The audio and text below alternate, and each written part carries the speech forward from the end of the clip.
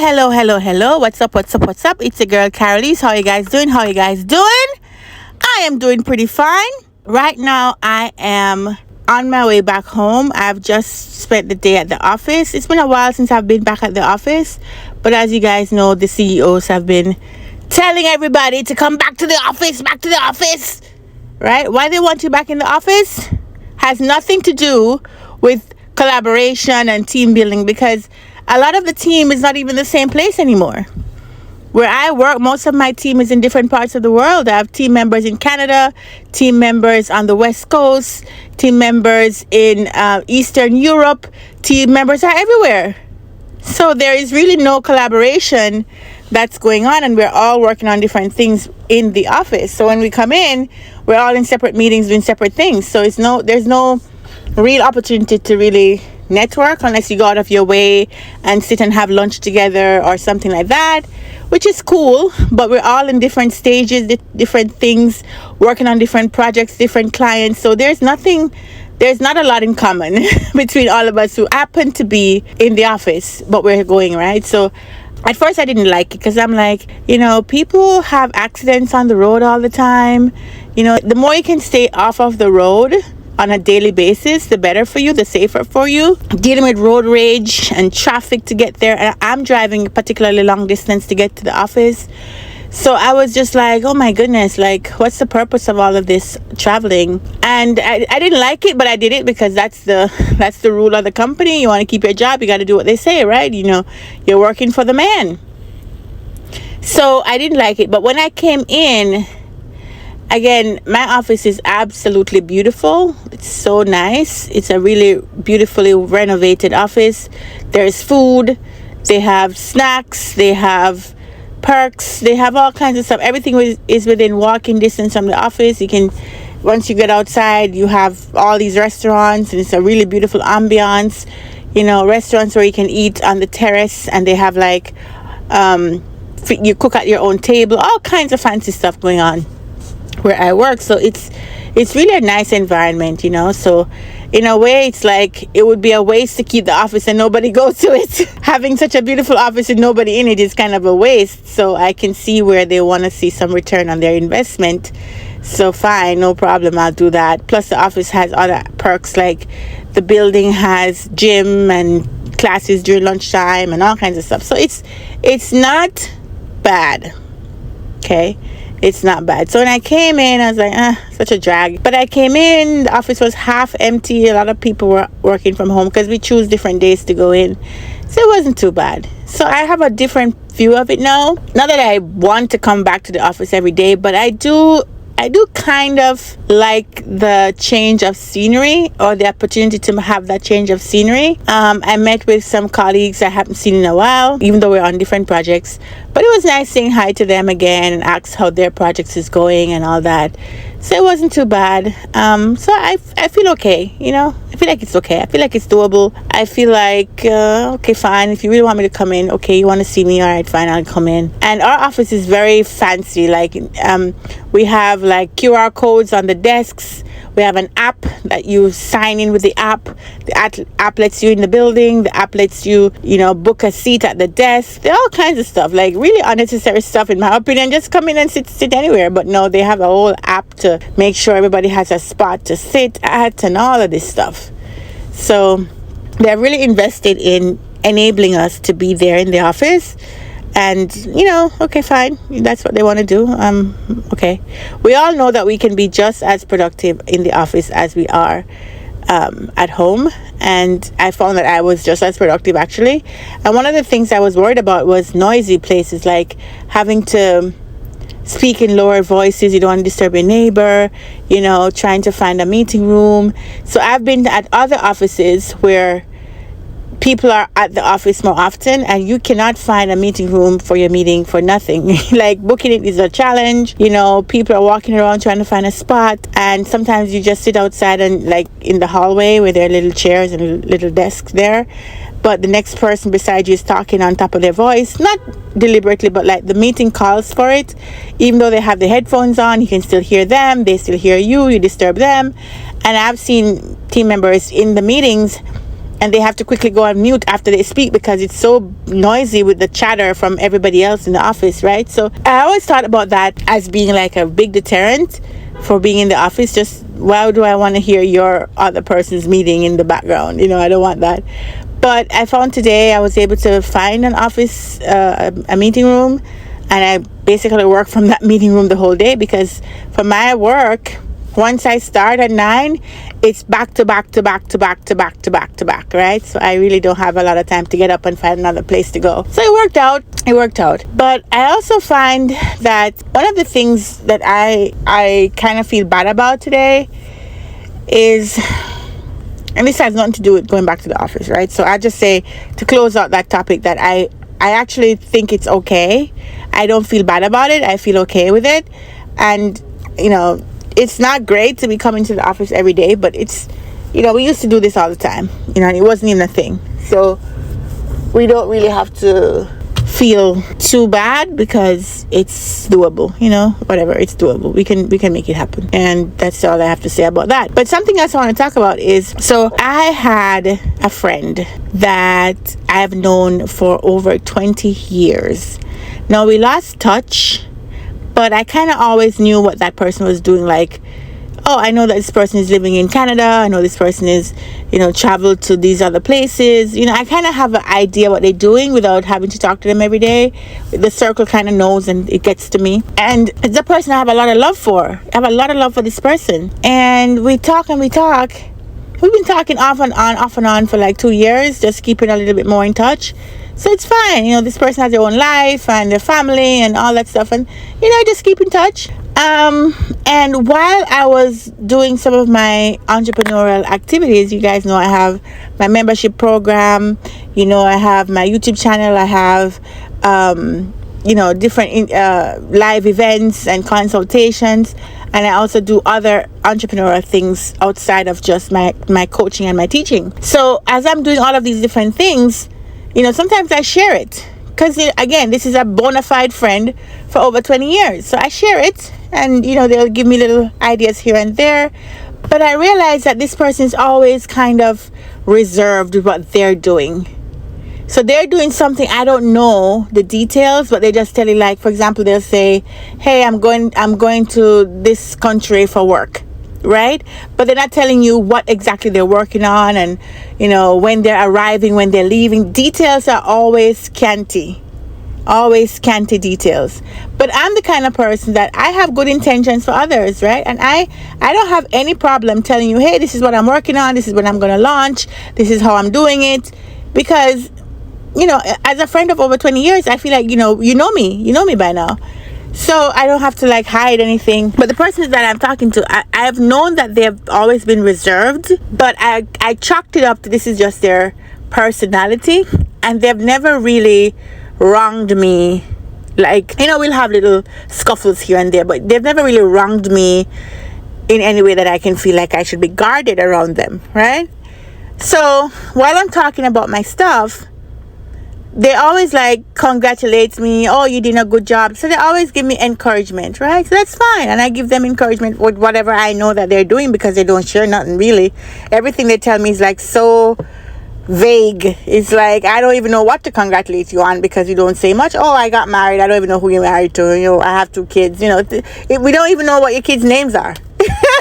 It's just that bad. And I was like, okay. If I ask, I probably would get it. But again, we're not close, like everyday talking kind of friends. We're the kind of friend where maybe for the year we talk 3 times or send a message, hey, how you doing? What's going on? And when we do get a chance to talk, we go at length, but we're not an everyday kind of friendship. I don't know if you understand me. So it could be 20 years, but we're not talking consistently for 20 years. All right. So I launched my entrepreneurial stuff, and I told the friend, and they were happy for me, and everything was fine. And we haven't spoken in person since maybe a year now. So when the friend called me, I was excited. I was like, oh my goodness, I haven't talked to you in a while. I'm so happy to hear from you. That's great. And while they're talking to me, it comes out that they were working on a project similar to mine. Yeah? And they think that their project that they're working on, that my project could benefit from theirs, and they could offer me some service that I could benefit from. Now, what's my problem with this? Part of me is like, am I being oversensitive about this? But I feel like if I've been sharing with you all of this time about what I'm doing, all of the little steps that I've been doing it, every time you touch base with me, I tell you, hey, how's that project going? I tell you details. And I say, how are you doing? What are you working on? You just say, oh, I'm going to work here and there. I'm going to this place and that place. And you're not telling me any details. I feel like it's disingenuous. I feel like you could have shared with me that you're doing something similar. And I feel like you could have told me, hey, when I'm done with my stuff, maybe we can collaborate. And I would have been fine. But it's like you hide your thing that you're doing. And then only when it benefits you, then you tell me about it. But you're not telling me for me to congratulate you. You're basically saying, now that your thing is successful and you have money coming in, I want a piece of that money. So give me the business to do whatever with you, right? So I don't know. I want to get your opinion on this. Am I the asshole for this? Like, am I the bad friend here? Like, I just feel like I don't feel like this is an honest and genuine person. Plus, there was something I wanted them to do for me. I wanted them to call in to something I had going on, and I said it's going to take you 15 minutes. But since your work, the industry you're in is related to what I'm doing, I would love if you could just join for 15 minutes for a call I'm having, so I can just talk to you about this topic and ask you a few questions about it. And the person told me that they were so busy. They're so busy, they don't have 15 minutes to give. They can't find 15 minutes to give me, because they're really swamped and they're really busy and it's really hard right now and they have so much stuff going on. And so I said, okay, fine. I mean, people can be busy. I mean, I'm busy too. Like I just told you, I have multiple streams of income, multiple businesses that I'm running. My coaching business, my membership business. I have real estate stuff. I have my regular day job. I have a kid. I'm a mom. Like, I have a lot of things going on. But you best believe if a friend called me and asked me they need 15 minutes of my time, I will find it from somewhere to support my friend. And if I can't find it the day when you want it, I'd say I can't do it this day. But if you check me this day, I'll be able to do it. So the friend did say to me, oh, check me next month and see if I'm available. But I don't like that, because like, if you can't make it, you have to tell me when you can make it. I don't need to be behind you. So you're free now. You're free now. Like that's not the level of friends I keep. My friends are accountable people of high integrity. When my friends say they're going to do something, they normally do it. The challenge is this friend, again, we're not everyday friends. We don't talk every day. But I assumed that they would have done something for me if I asked them. I just don't ask people to do things. It's a rare day. It is a cold day in hell that I ever ask a friend of mine to do me a favor. I hate to ask for favors. If I ask you for a favor and you're my friend, you know that I have exhausted all other possibilities, because I do not like to depend on people. I'm a very, very, my friendship doesn't come with a burden. Being friends with me doesn't mean that, I'm going to be, can you stay with my daughter? Can you do this? Can you give me money? Can you help me with it? I don't have problems. That's why people I don't know what to give you for birthday, because you never complain about nothing. Anything I need to get done, I fork out my money and I pay for a service to do it. If I cannot do it myself, I pay somebody to do it. I will spend my money. That's why I work so hard for it, because I don't like to burden people. Even if they're my friends, I know they love me, I do not burden people. Yeah, not even with your time. I'm not the friend to be sitting on the phone with you for hours and hours and just yapping away and gossiping. I don't do that. When I talk to my friends, it's a check-in. Hey, how you doing, girl? What's going on? And it's any little thing. I'm the one offering help to people, but I don't ask for help. It's just a thing with me, which it means that I have a lot of burden to get everything done myself, because I don't like to ask for help. But that's just the way, that's my default. So the fact that this friend asked me to support their business, and knowing the businesses were aligned to mine, and they had so much opportunity to tell me about their business and they didn't, that rubs me the wrong way. And then because you want my business, no, you can call me. You have time. You have more than 20 minutes to spend on the phone with me when you wanted to get my business. But just 15 minutes for a phone call for something that would benefit me, you didn't have time. See? You didn't have to, why didn't you say to me, hey, remember when you asked me last 2 weeks if I had some time to do this and this? It's not like I'm asking you to get up and leave and do nothing. It's a phone call, It's sitting in your car with your phone and blocking out 15 minutes to talk to me about a particular topic. You didn't have time. The whole month, you're too busy. But now you can call me and tell me about your service and tell me about your business. And that took 25 minutes for you to tell me that. More than 20. It was around 25 minutes. And that was fine. But you still never even reminded me, hey, remember you wanted something from me to talk about? Whenever you're ready, I can be available XYZ. You don't even remember that I asked you about that. So I just feel like true friends are not users. True friends are not trying to benefit from you.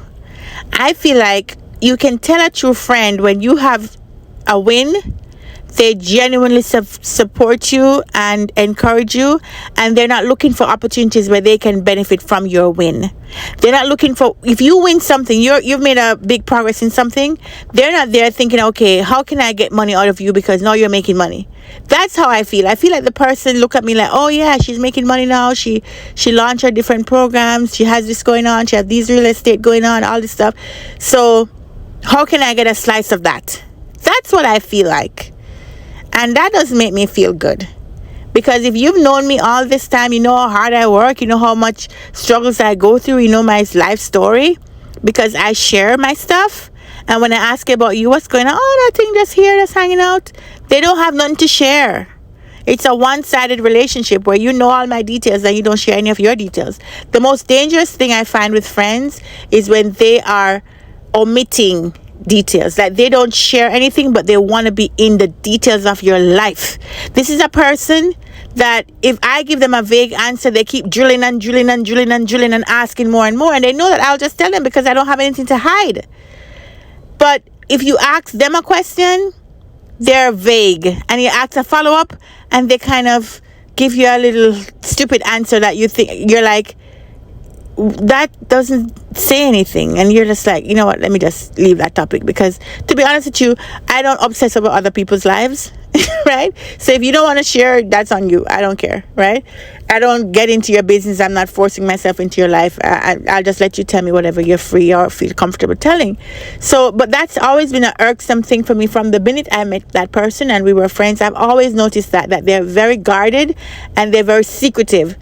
And a lot of times people are secretive because what they do in secret, if you were to know, you'd be ashamed of them. I don't like secretive people because they have this sneaky thing about them that's the reason why they're secretive, because they can't let it be known because their deeds are dark. And this person, they just strike me as, I see you winning. I'm going to build something. Maybe they built it irrespective of what I was building. Maybe they even started before me, before I even had my idea. But they never told me that they were on the same path.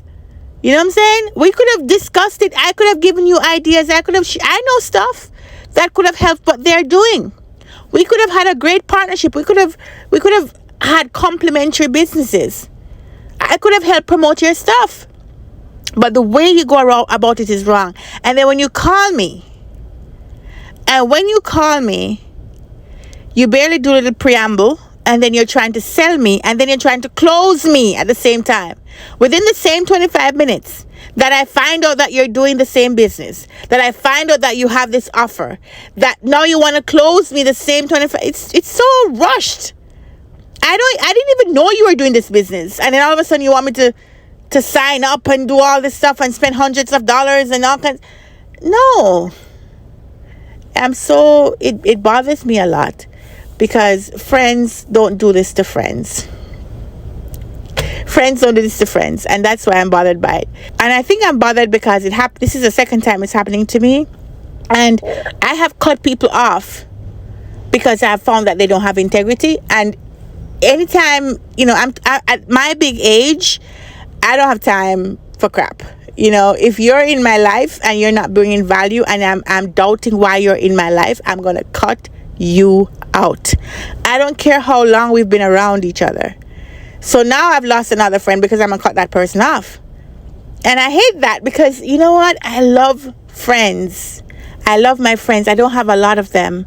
It's a very small circle. I wouldn't even call it a circle. I call it a dot. Disconnected dots, because all my friends, they're not like, they don't know each other. I don't have a clique where we all know each other, we all go for lunch. I don't have that. I used to have that when I used to work. My workplaces have been the best places to meet really nice people, and it's still true today. I have some really good people that I've worked with over the years.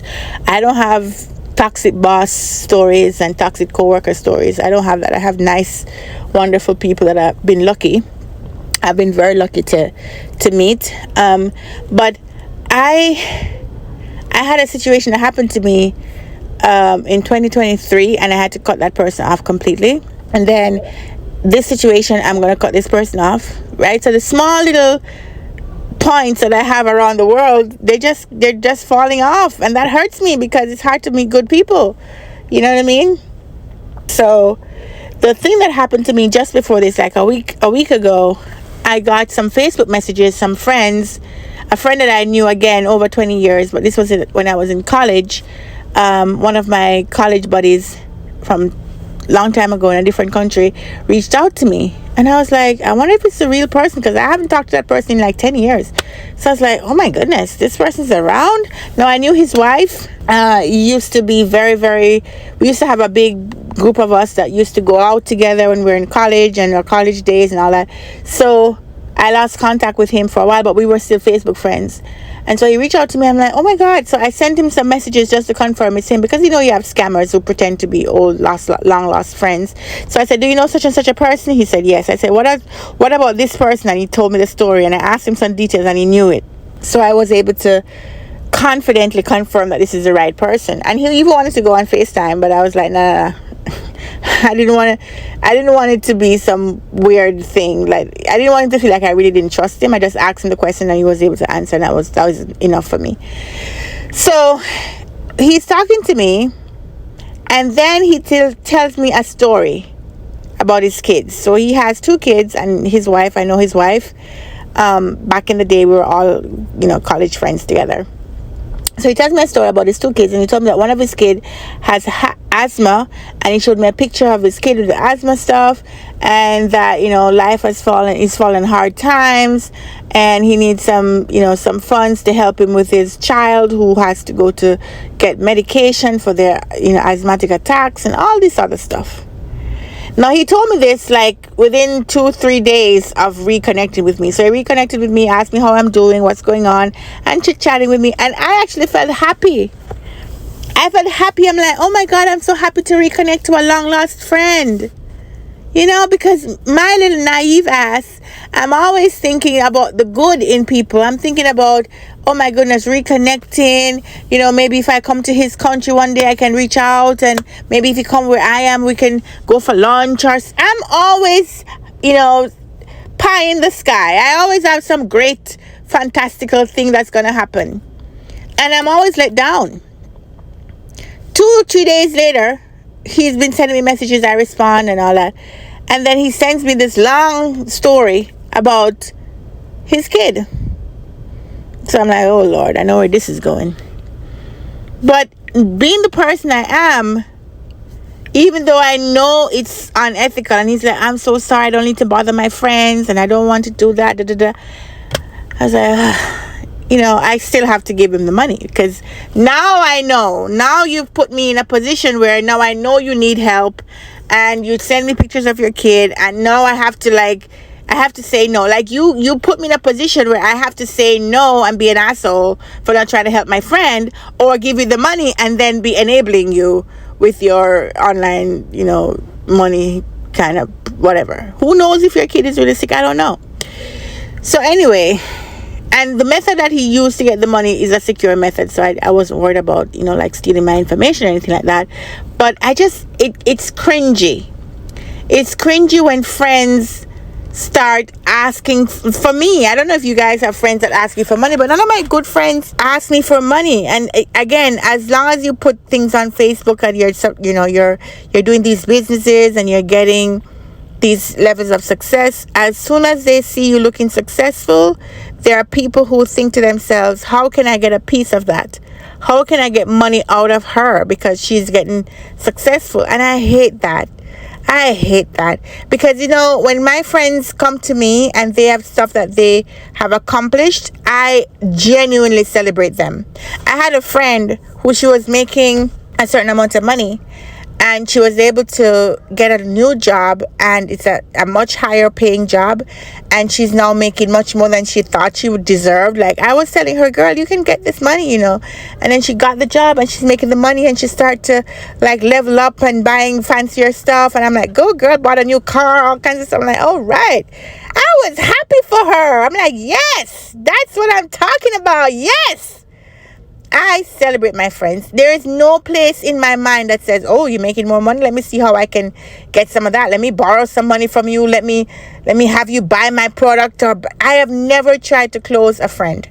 As a matter of fact, I believe that if my business relies on my friends, then I don't have a business. If I need to sell my friends what I'm selling, I do not have a business.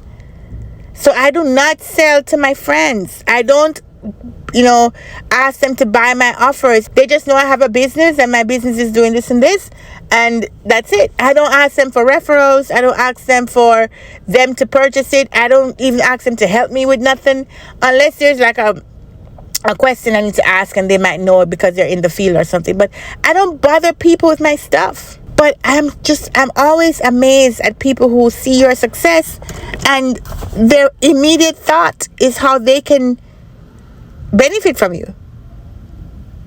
Those are not good people. And even the guy who told me the sad story about his child, I immediately saw him in a different light, because I'm like, you're a man, okay? That's number one. You are a man and you have to provide for your own family, and your provision should not include hitting up all of your college buddies and asking them to give you money. That is not the way you provide. Now, in his case, he had a specific situation that was probably a little bit tough. I get it. He had other things going on apart from his kid being sick. I understand. But it does leave me a little bit sour. And so he reached out to me after I sent him the money, and he tried to just keep the communication lines open, and I was okay with that. But at the back of my head, I'm like, are you keeping the lines open because you really want me to be your friend, or are you thinking, well, she gave me money once, let me keep her in touch in case she can give me money again? I don't like that. I don't like it. Like I'm telling you, I'm losing friends here and there, because as soon as people start showing me their colors, I'm not living in La La Land anymore, where I'm like, oh yeah, they can change. Oh yeah, nobody's perfect. I'm done with that. I had a friend, and one of the things that you'd be surprised that I cut people off for is if I have a friend and she's cheating on her man and she's doing unscrupulous things behind his back, I cut her off. I don't want you as my friend. You're not doing it to me, but I don't want you as my friend. Because if you can lay down with somebody, you wake up with them and tell them you love them, you kiss them, and as soon as they're gone, you having somebody else and doing all this stuff behind their back, then what will you do with me? If you can be that vicious to the person you say you love, what the hell are you going to do with me that you don't love as much? I don't think. So you're not a person of integrity. You're not an honest person. You're an untrustworthy person. I don't want you around. Bye. Yeah, those are some of the criteria that I lose friends for. And I'll tell them I don't agree with what you're doing. They don't want to change. They keep doing it. That's why some of my friends, they can't. And I need to stop using the word friends. Let's say former friends. Some of those former friends, they don't tell me what they're doing because I don't agree with it. See? And they can't tell me and have me tell them, oh yeah, he deserve it. Da, da. No. If he's not treating you right, leave. What you doing with him? Why are you keeping him around and having some other guy so one guy for money, one guy for this, one? No. Can't be my friend. Bye. You're out. You are out. The other reason I lost a friend was because we were talking about, imagine the scene, right? We are in the pool. We're at a pool place. We're in the pool. We're having drinks. We're chit-chatting. And she let it out that she's talking to this guy. Or she's trying to talk to this guy. And the reason she's trying to talk to the guy is because she wants to stop paying rent. And she wants a guy that she can just live with. And stop working and live with the guy. And I'm like, interesting. Now, if he's okay with that, none of my business, whatever. But then she told me the guy doesn't want to talk to her anymore. You know, they had their little minute, and then he decided he was gonna, he was going through a divorce. He decided he didn't want to jump into a relationship at the same time, and he told her it's not gonna work. And she told me that even though he told her that, she has created fake Facebook accounts, and she has followed him. She's followed his ex-wife. She's followed his children, and she's monitoring what they're doing. I'm like, what the hell is this? The guy told you he doesn't want a relationship with you because he's going through a divorce and he wants to just get his mind right and he doesn't want to be with you. And he said that in no uncertain terms, according to you. And you're telling me that you have been following him and stalking him online? In what world is that appropriate? So what you gonna do with me? And then she also showed me that she had some issues with somebody, and she played for me a recording. She recorded the person, recorded everything the person said, and keep the recording. And every time she have a conversation, she recording the person without their knowledge. I said, okay. And then I think the last straw was when she said, there is something I saw online. I'm like, this is not appropriate. And she's like, what's wrong with that? What's wrong? And I was like, no, this person's morality and their moral code is just not aligned with mine. And I don't want to be around the influences that this person has, like the things that they think is okay, the stalking of people who have told you clearly they don't want to be with you and you want to stalk them. Move on with your life. Like I said, move on. This guy does not want to be with you. He's told you in text. He's told you over the phone. He stopped taking your phone calls. He told you to leave him alone. And you are still following him? Yeah, you got a fake Facebook to follow him. I have a fake LinkedIn, a fake Facebook, a fake everything. Everything fake. Nobody know who you are. And then when you ask the person, this is a common thread between all of these people. When you ask them about themselves, they are very guarded and very secretive. But they want to know everything about you. They want to ask you details and they want to get information from you, but they don't share anything. That's the same thing happened with this one. And so I had to cut that one off. And I didn't even tell her why I'm cutting her off. Normally I tell people, hey, I don't stand for these things and that's why I can't be around you anymore. But this one I didn't even tell her. I just don't talk to her anymore. People just have bad... it's very common for people to behave badly, and it's acceptable to most people because, that's your friend and you guys can vibe and you can go out and there are other things that they do well. So they're not a bad person. They just have some qualities that, are not very good. But I submit to you that the same qualities that they do to other people, they're gonna do the very same thing to you eventually. So that's why you have to cut them off, because it's just a matter of time before they do that. If you have fake LinkedIn and fake Facebook and you're stalking people, only a matter of time before you do me the same way. I don't know, maybe one day I'll piss you off and you just start stalking me and God knows what you're going to do with me. You know what I'm saying? So I don't want to be around that. That's bad behavior. I don't want to be around it. I don't want friends like that. I don't want friends that I cannot tell you my successes because you're thinking and conspiring how you can benefit from my success. When I don't even ask you for help, I don't need anything from you. And the very limited thing I ask you for, which is something that doesn't cost you, well, it costs you time, but it doesn't cost you anything great. It's just a phone call. You couldn't even do that. But now you want me to spend hundreds of dollars on your thing that you just happen to tell me about just when it's convenient for you to get me my money out of it. When I told you I'm making profit now, you're like, oh, you're making profit. Okay, cool. You know what I mean? And I told them, by the way, like I'm saying, I'm doing well. How are you doing? I'm doing well. How's the business? It's doing well. Have you gotten new customers? Yeah, I've gotten some customers. How is it going? Did you get a chance to, set up what we talked about? Yeah. All the little details, they're in it. And they never once told you that they're doing the very same thing. You see what I mean? I don't know.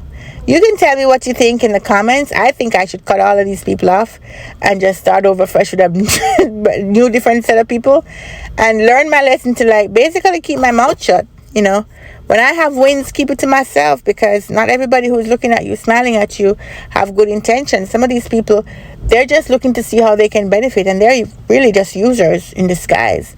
And people are not happy for people. That's why you see everywhere I go and everywhere I can, I always celebrate people, because it's so rare to find somebody who's truly happy for you. Like when people join my program and they learn how to do the BA role and they actually land a job, I celebrate them genuinely. Even when they just land the interview, I celebrate them, because you may not have anybody else who is genuinely happy for you. You may have family and friends who are jealous of you. Just because you're going to make 6 figures, they start to fight against you. So if I can help you and I can just give you the word of encouragement, I'm going to give it to you, because you may not have anybody else who don't want nothing from you but just to see you successful. For me, if another black person is winning, I feel like I'm winning. Because if I help you to get into a 6-figure career, I feel good. And a white person too, and an Indian person too, and an Asian person too. I just have to call black people first because I'm black. But anybody who I can help to understand this role and to get this job, whether you come through my program, whether you be a member of the back office club, whatever you're doing to get there, I celebrate you, man. I celebrate you. And I don't feel like you have to buy my program to get it. I think you can get it from different ways. I just know that I am the best because I'm genuine, because I know my stuff, because I can teach well, because I have a way of making it simple and easy to follow, right? But I just want people to be successful in however way they can get to that success. You know what I mean? And I wish more people were like that. The world is so big. Me doing my thing doesn't stop you from doing your thing, right? So you don't have to hide your thing. You know what I'm saying? It's just wild. I wish people were just genuine and open and honest and helpful. And it's a world we don't live in. We don't live in that world. But I was delusional enough to think that the few people that I meet, that I have called friends, that I let into my sphere, that they would be meeting those qualifications and they'd be genuine. They seem genuine until they prove themselves not to be. So it's really dark outlook. It's a dark outlook on life that, people are just not good. A lot of people are not good. But I also believe that there are good people. And so when you find people who have proven to you that they're not good people, you just cut them off and you get good people in. You know what I mean? That's the only way. Don't give up on the goodness of humanity. Just be realistic. And when people prove themselves to you and show you who they really are, you just have to believe them. So yeah, let me know what you guys think about this. Tell me what you think in the comments. And I'm going to head out now. I think it's getting late and I don't want to be stuck in traffic. So I'm going to head out and go home, and I will talk to all of you in the next episode. Thank you. Take care. Bye.